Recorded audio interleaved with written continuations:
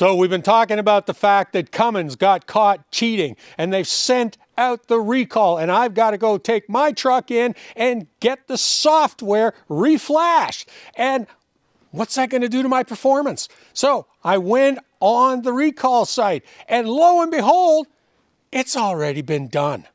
Let me tell you all about that.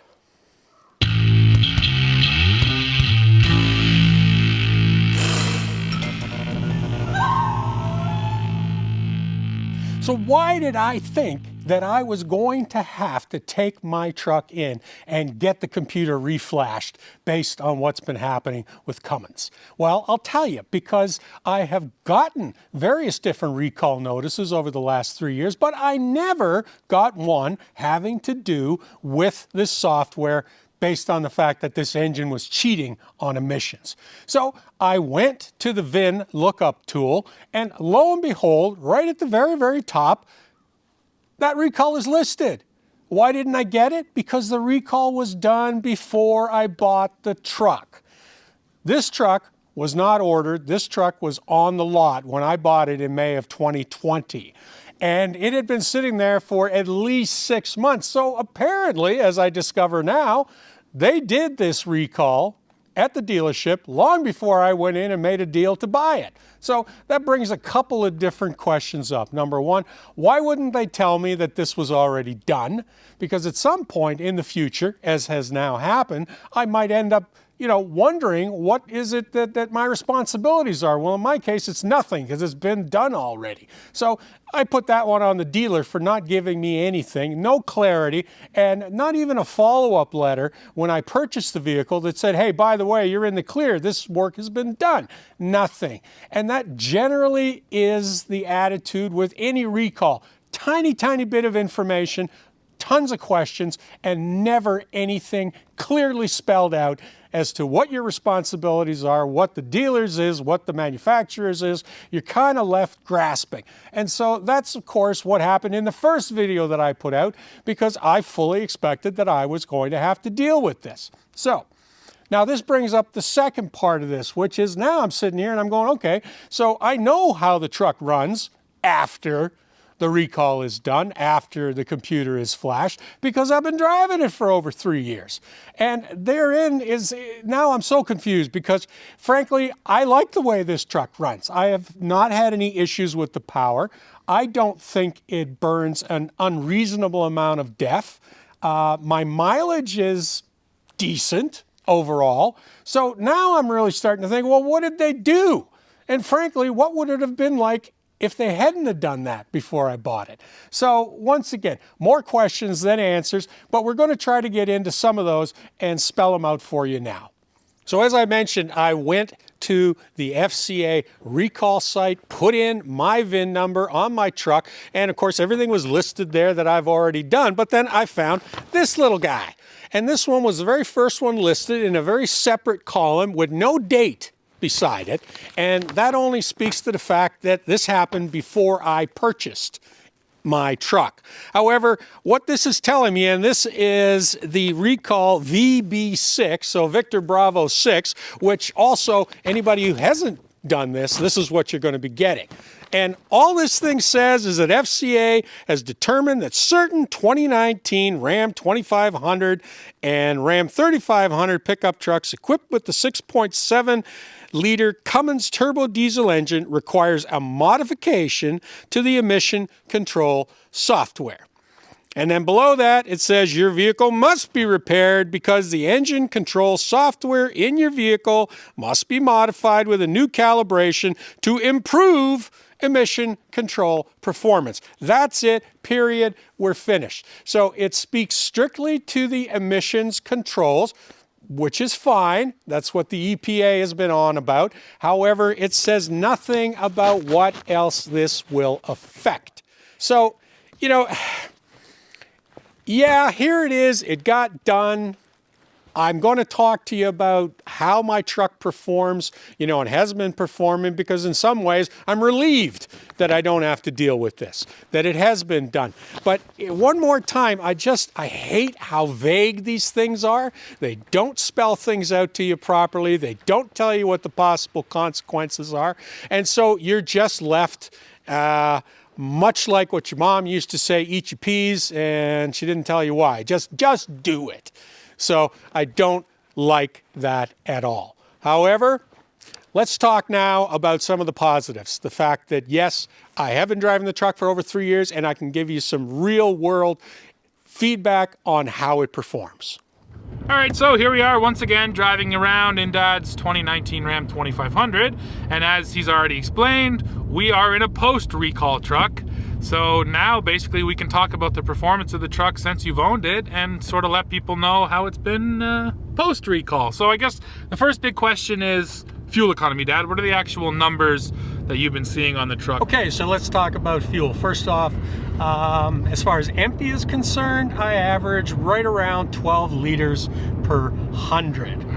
And as far as towing is concerned, when we tow our 10,000 pound flat deck trailer, I'm probably in the 16 to 17 liters per 100 range.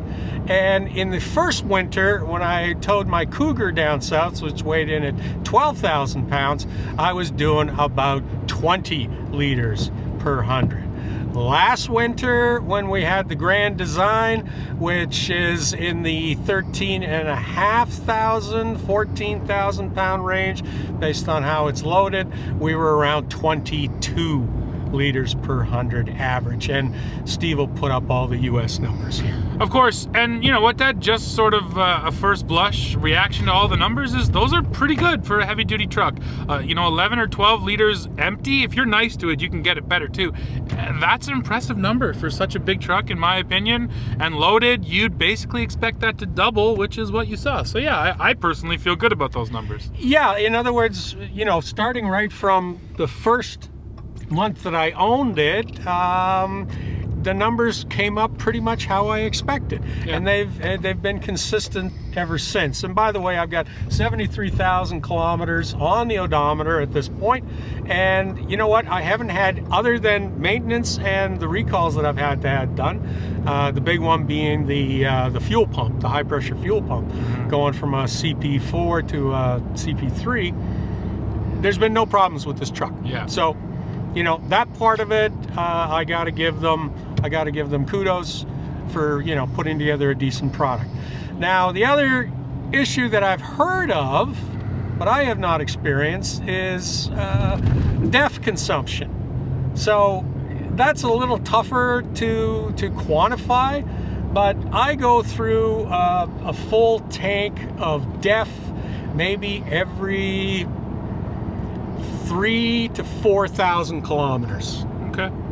Okay, so somewhere between 2,000 and 2,500 miles, which I don't think is really out to lunch. I mean, as far as a dollar figure is concerned, you know, that probably that's about 40 bucks.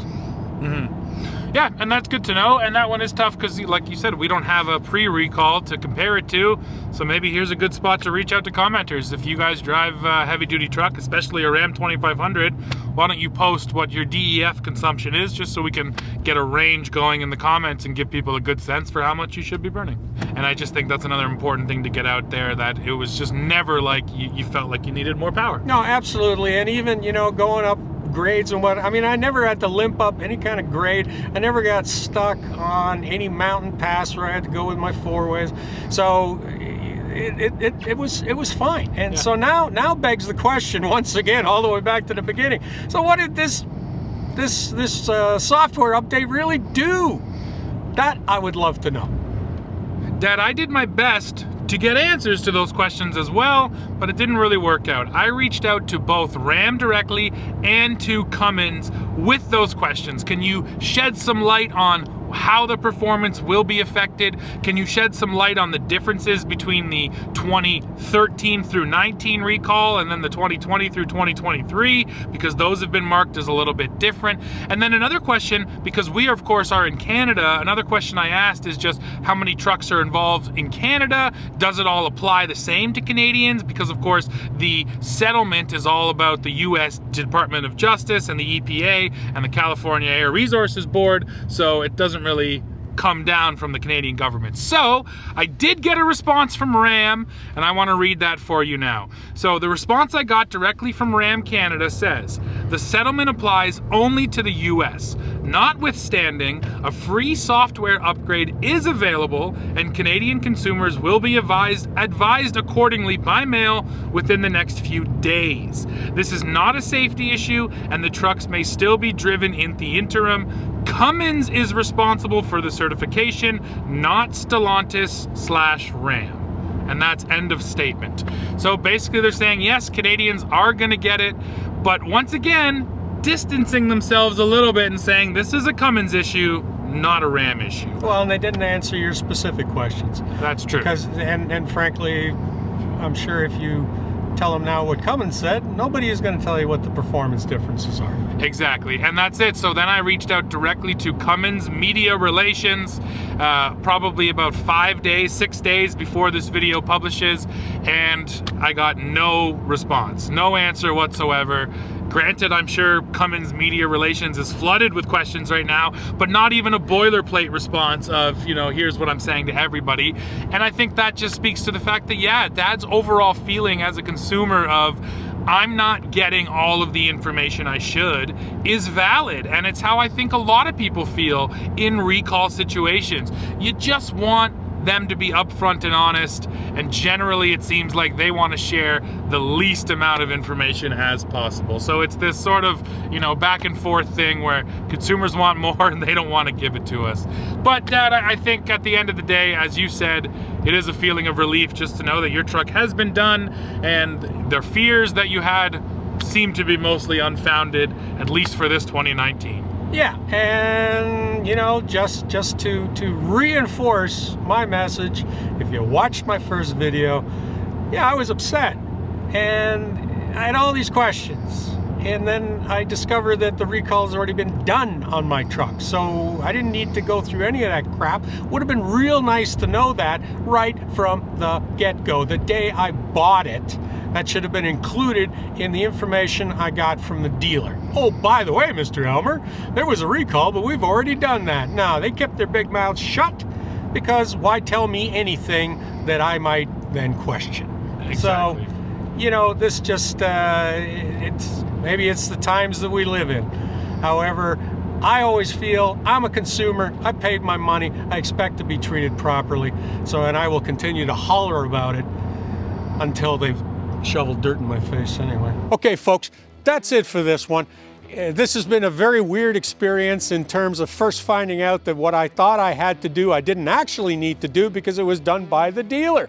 And that I brought up all those questions in the first video, which frankly, in some of them have now been answered, because the way my truck is the way my truck is, which on the one hand is a good thing because I am selling the truck, and so now I can say to a prospective buyer, yeah, I can tell you exactly what the performance is. It's not like, hey, you're gonna buy it, go do the recall, and then who knows. So, but that's it for this one, folks. And please go below, hit like, hit subscribe, join, become a member of our channel. And who knows, I might be back for another installment on my Ram, because I'm still not getting every answer that I want. That's it for this one, guys. Thanks.